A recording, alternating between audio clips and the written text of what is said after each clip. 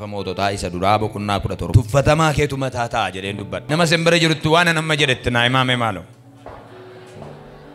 Kutaa macaafa qulqulluu mootota isa duraa boqonnaa 17dha. Tuffatamaa keetu mataa ta'a jedheetan ijoon dubbii kootii kan jiru garuu ishee boqonnaa 17 lakkoofsa 12 irra jirtudha. Sababii bokkaan biyya abbadeef guyyaa muraasa booddee lafichi hin goge.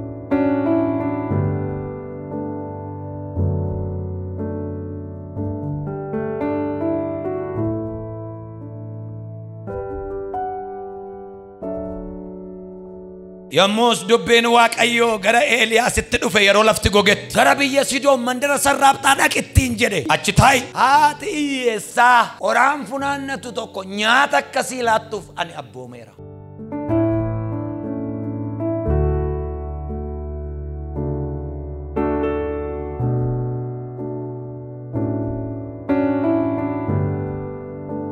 Lafti waan goge bokkaan waan badeef Waaqayyo nama isaa hin ganne rakkina guddaa jira garuu Waaqayyo immoo warra kan saatii bira dhaquu jalqabe. Warri kan kootiin rakkatanu gaafa jedhu bokkaan badeera namni rakkataa jira namni gaafa jedhu garuu rakkatee rakkatu. Eessa jirta Waaqayyo wajjin ta'i malee warri kan saatii galgala kana higgoban nyaallu. Qaala'insi jira badiisi jira duuti jira salphinni jira garuu warra kan saatiitiif gaaddisa ta'a Waaqayyo. Bokkaan badeera lafti gogeera biyyi beela'eera eebuun dhufeera. Waaqayyo garuu gara eenyu dhufeedha gara garbicha isaa dhaqee ati iddoo kana teessee hin beelayin ati iddoo kana teessee hin rakkatin yeroo dheeraa qurruudhaan si sooreera yeroo dheeraa karaa garaa garaatiin sappoorti si godheera yeroo baay'ee lafa namni hin jiraanne iyyuu jiraattee beektati yeroo baay'ee mandara namni hin bulle keessa bultee beekta amma immoo ani waasii qopheesseera harka namaatiin kan hin taane harka Waaqayyootiin maal ta'eera kan hin taane firaan alagaadhaan ormaan ollaadhaan mootummaadhaan kan hin taane Waaqayyo maal sii ta'eera akka kee kaasii waan haa qophaa'eera jedhi. Akkas jedhee Waaqa ati jedheen sarraaphaa mandara Sidoo mandara iddoo namni itti kooluun galle mandara warra dhannan qabanne warra cubbamtoota warra Waaqayyoon hin beenne lafa warra nan beenne mandara Sidoonaa dubartii qoraan haadha hiyyeessaa tokko bira dhaqi ani waasii qopheesseera.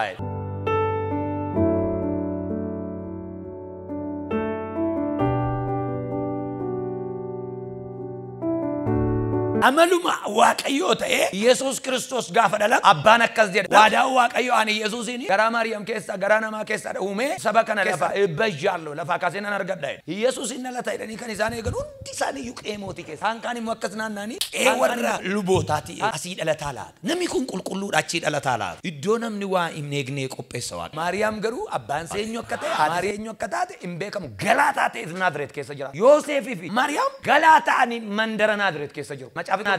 Yeroo Heroodis balaa fidetti namni lakkaamu yeroo Heroodis biyya isaaniitti lakkaamuudhaaf Heroodis balaa dubartii mandara keessatti namni waa isii quban qabne keessa Yesuusin geessee kaa'e Waaqa namni quban qabne mandara namni yaadaan hin qabne mandara hin qabne Waaqayyo iddoo yaadamne waa uumuu beeka beektus al tokko tokko Waaqayyo balbalan sii bala gaafa jedhu wii obboleessa kooti barreen gaddaa obboleessi koo Kanaadaa deemeera sanna yaadataa laata jetta ta'a no iddootti yaaddu hin jiru Waaqayyo iddootti eegdu hin jiru Waaqayyo. Karaa namni irra ba'e hin beekne karaa sareen irra baate hin beekne irra deema Waaqayyo. Laphaan diyaakooste ba'a. Isqeela maal jedha? Waaqayyo ergaa diyaakooste. Saba qooqa kee beekuttan si ergaa garuu sin nagaanu. Saba qooqa kee beekanii gaafa isaan irratti kaanu eessaan hin ba'a jenna. Jarri karaa kanaan ba'a jedhanii eegu inni garuu karaa namni hin baane. Karaa kanaan argadha itti eegda Waaqayyo garaa sana miti. Karaan tuuti yaa'uun fidee waa gashuu danda'a Waaqa. Karaa ati eegdu miti Waaqayyo garuu waa qopheesseera. Waaqayyo warra kan saatiin gaduu lafa kana ameen jedhu. Ameen jedhu.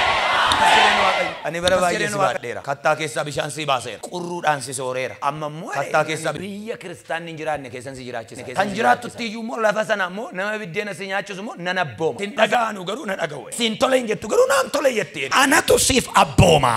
Harka kee ol kaafatte al takka. Waan baay'ee gaafattee waan baay'ee kadhattee waan baay'ee waamtee waan baay'ee jettee na gargaaraa jettee si dhaga'uu didaniiru. Iyyattee qooqa beektuun dubbattee si dhaga'uu didaniiru. Wawwaattee waan mattee si jalaa dhaga'uu didaniiru. Harka kee kaafattaati akkas jedha Waaqayyo. Dhiisi annana boomaa galgala kana.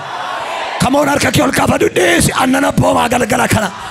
Dhiisi ani nana boomaa. Ati hin deemtaa annana boomaa. Ati hin gaafattaa ani nana boomaa. Kadhattee dadhabde miti dhiisi abjuuttan naqee boomaa. Kadhattee dadhabde miti dhiisi adiimaas taalofeeniyaas. Simiti dabee darbee foddaa televezyiinii keessa warra ameen jedhanuuf hin ta'a. Sarraabtaa jechuun biyya Sidoon keessa azaabotaatti guutanii maqaa waaqayyoo isaanii otoo hin taane maqaa waaqayyoo gooftaa keenya otoo hin taane maqaa waaqa tolfamaatu waamama. Achi tolfamaatu waamama. Abbooma biddeena nyaattaa. Eenyu isheen jennaan haadha hiyyeessaati qoraan funaanti isheenuma dhaaqiiti fidina nyaadhaa jedhiini si fiddi nyaattaa. Namichi hin deeme gara sarraabtaa hin deeme hin naqe. Gaafa laaluu dubartiin tokko qoraan falaxxee. Gara mandara sarraabtaa kana inni balbala keellaa mandaratti bira yommuu ga'e balbala takkaa ga'e hin beenne mandara takkaa seenee hin beenne. Dubartii qoraan funaannatu tokko hin argine. Funaannatu tokko.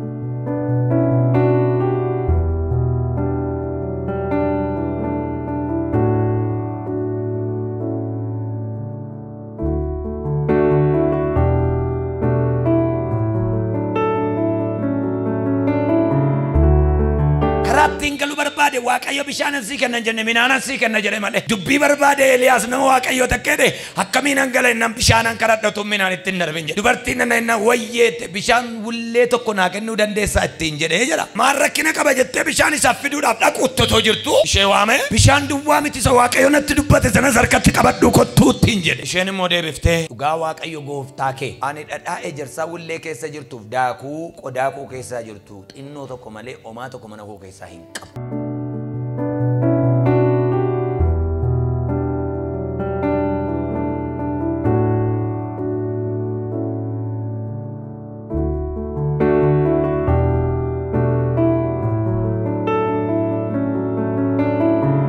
Konooti ani amma qoraan funaanee ani mucaan koo akka nyaannuuf wantatti mana qabnu nyaannee akka duunuuf borduu amale omaan eeggannu har'a waan nyaannu sana toshachuudhaaf amma qoraan funaanuu danatti argameera attiin konyee kana booddee garuu du'uma duwwaatu nu eeggatattiin jette namichi kun waaqa isaa fudhatee gara biyya warra waaqa hin qabne gara biyya waaqa tolfamaa warra waaqessanidha gaafa dhaqu garuu waaqayyo kan inni ittiin jedhe bishaanan si obaasan jedhe minaanan si soora namni calluma jedhe waaqayyo natti meera hin fiddamu hin fiddu biddeessana hin jenne namni waaqayyo xibabanyaan Dida keessiif abbooma waaqa. Baamana dida, adamana dida, omucaa dida, obboleessa dida, abeessuma dida, whatever siif abbooma waaqa.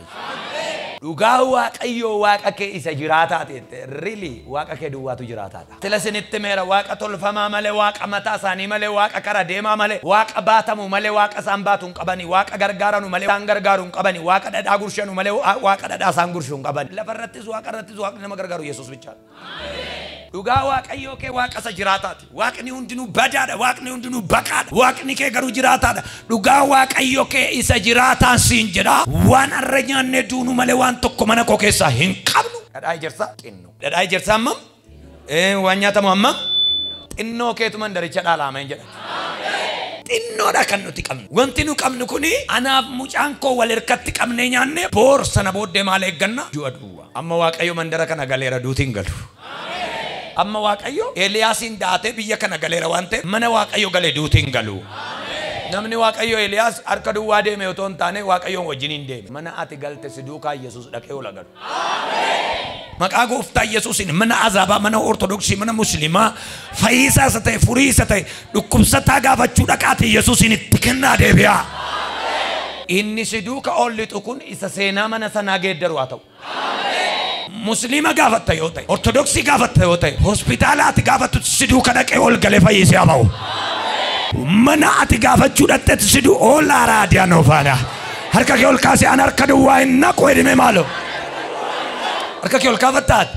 Warri pheenxee raanii duwwaa fuutanii naqinaa muuzii duwwaa fuutanii naqinaa muuzii irra kan caalu raanii irra kan caalu nyaata irra kan caalu jireenya kan namaa laatu fayyina kan namaa laatu eebba kan namaa laatu jireenya foolii qabutti kan nama dabarsu Yesuus hin duuka dhaqee ola galu. Iyyiti ameen ola galu edi maalo. Ameen ola galu. Waan amma nyaadhee du'u malee waan mucaan koo nyaatee du'u malee homaa tokko hin qabu duwwaadha manni koo wanti tokko hin jiru. Mandara hin duuta borbadda hin cabda jedhametti mataa taataa'edha waaqayyo. Nami tokko iyyiti xinnoo kootu mataa ta'a jedhime maalo. Dabali xinnoo kootu mataa ta'a jedhe. Arra nyaannee boriif maal qabdu jennaan du'aa. No. Duutiin jiru lafa waaqayyo galee. Waaqni Israa'el galeera. Waaqni Eliyaas galeera. Waaqni raajimin mana kee galeera. Karaa kam karaa sagaleesaa karaa kam karaa ergaasaa karaa kam karaa alloopereetiif laartaniibos. Nami tokko iyyiti ani hin du'u jedhime maalo. Baay'een keessan damooza ji'arra waan hin darbe qabu kana nyaadheen du'a. Baay'een keessan wanti isin baattanii deemtan akka dubartii kana waan bordhumudha. Waaqayyo garuu akkas jedhinnaan xinnoo kee kanan mataa godha jedhinna. وانا تردابت وانا تقبت وجيت قبت دموزة تيجت إمبيكو أكسنا نجري واقعي باين ساني وانجي أنجني سبيشالي وجدودي موتما وانجي أنجني باتني كان جون جفتن guyyaa 10 damoozaan guyyaa 10 liqiidhaan kan sochootan akkas jedha waaqayyo dhiyootti mataa ta'uun keessan hin oolu. Essa eenyu akka ta'e hin beeku garuu miila eegeedha warri siin jedhan iddoo kana iyyuu dhaabattu warri jedhan aragaan waan ergaan qabaaf jaraafis. Siifis ergaan qaba jaraafis ergaan qaba xinnoo keetu mataa taa'edha waaqa. Yaraa keetu mataa taa'edha waaqayyo. Abjuu kee borii sana nan geeddara iddoo xiyyaannee waasii dhoosa'edha waaqayyo. Harka kee ol kaasi nana manaa. Bicuu keettan dhufee dabalama. Xinnoo namni sirkatti tuffate mataa sii godha. Isa namni biyyootti xaragatee darbeettan lafa namni naabanne godha. Mandara hin daffaramne godheen jireenya kee ol kaasee dhaaba. Akkeedu waaqayyo akkuma kanniisni dhufee gaaguratti naanna'u. Galgala kanaa kaasee beekaan wallaalaan gabaan mana keetti akka naanna'u nan godha. Balbala liqinnaa battu galgala kanaa kaasee balbala kee liqeeffachuudhaaf. Xinnoodha garuu jedhimee maaloo? Isumaanan lafaa kaa'edha. Tokkoffaa moototaa boqonnaa 18 amma lakkoofsa 45 kana gidduutti qilleensi duumessa fidee bantee waaqaa irraa gurraachesse bokkaan ulfaataan tokko hin dhufe. Akaabi yommus konkolaataa fardeen isaa yaabbatee Israa'elitti gad hin bu'e. Waaqayyo humna isaa Eeliyaasiif hin kenne. Eeliyaas immoo wayyaa isaa sassaabbatee mudhiitti suqqatee amma Israa'elitti hin fiige. Wanta Eeliyaas hojjete hundumaa billaadhaanis akkamitti Ba'aaliin akka fixe haadha manaa isaatti Elzaabeelitti hime. Elzaabeel gara Eeliyaasitti nama ergite akkuma ati kan Ba'aal fixxe borjoo wana yoonsi ajjeesu dhabaadhe waaqayyoliin koonaa ajjeesan jette lakkoofsa 44 gubbaa deemtanii gaafa ilaaltanu si'a torbaffaarratti kan jedhu caafamee jira lakkoofsa 44 Eeliyaas akkas jedhe hojjetaa isaatiin qixa galaanichaatiin dhaqiitii ilaali achas deebee omtuu hin jiru ittiin jedhe adda isaa kana yookaan mataa isaa kana jilba isaa gidduu kaa'atee baay'isee cimsee hin kadhata ture waaqayyo bokkaa roobsi jedhee hin kadhata ture si'a torba hojjetaa isaa kaasiin akkas jedhe dhaqiitii ilaali jedha ammas gadi ba'a ilaalee dhufee lakkii omtuu hin jiru jedha bokkaatu roobaa ilaali jedha ammas gadi ba'a omtuun jiru jedha ammas bokkaatu roobaa ilaaleedha ammas gadi baa omtuun jiru ammas gadi ba'i bokkaatu roobaa ilaaleedha ammas gadi baa si'a torba akkasitti gadi babaasee akka inni ilaalu godhee jedha hojjetichi si'a torbaffaatti kunoo duumessi xinnoon amma barruu harka namaa geessu tokko galaanicha irraan ol ka'aa jiraa jedhee dubbate. Eeliyaas kanarratti hojjetaa isaatiin akkas jedhe dhaqiitii Akaabiin konkolaataa kee kaafadhuuti otuu bokkaan sin dhiphisin gadi bu'i gara mana keetti dafii galittiin jedhiin jedhe. Barri kun bara waggaa 3 bokkaan badeedha bokkaan roobaa miti abjuun bokkaa badeera. Namni jireenyi isaa badee namni olii gadi fiigee du'a eeggataa jira. Eeliyaas garuu akkas jedhe amma bokkaatu roobaa kadhachuu jalqabe mataa isaa kana jilba isaa keessa kaa'ee kadhachuun isaa kadhata cimaa kadhachuu isaa mul'isa. Kadhata cimaa kadhachuu isaati mataa isaa kana adda isaa kana miila isaa gidduu kaa'atee achi gidduudhaan ba'u ofii isaati.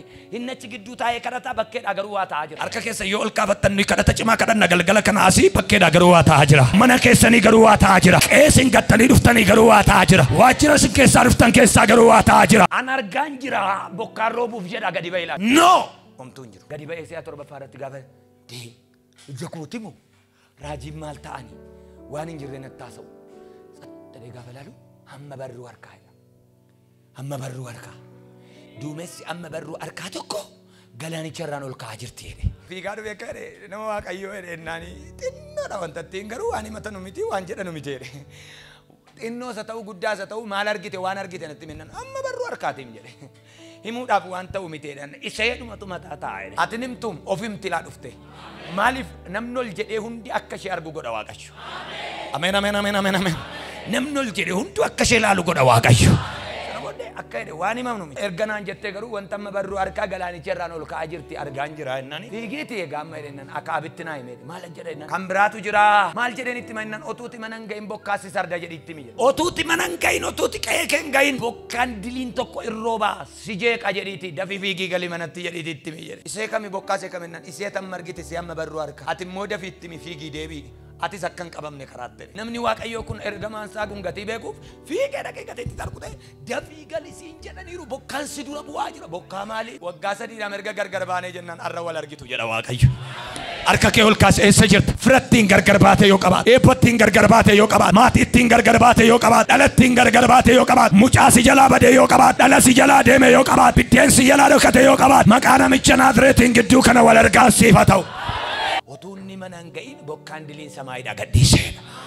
Wanta amma barruu harkaa sun samaayii cufaa dhufteedha. Samaayii cufaa dhufte. Duumessi xinnoon sun lafa raasaa dhufteedha. Akka jedhu waaqayyo xinnoo damooza kee, xinnoo hojii kee, xinnoo suuqii kee, xinnoo tajaajila keetu lafa dhaala galgala kana. warra furaa warri tajaajilaa jirtan warri waldaa jirtan harka keessan kaafadhaa waa isiniin jedha akka jedhu Waaqayyo isheetti tokkitti atarra dubbatte xinnoos keessa jirtu si keessaa ba'ee lafa dhaalaa jedhinaan jedha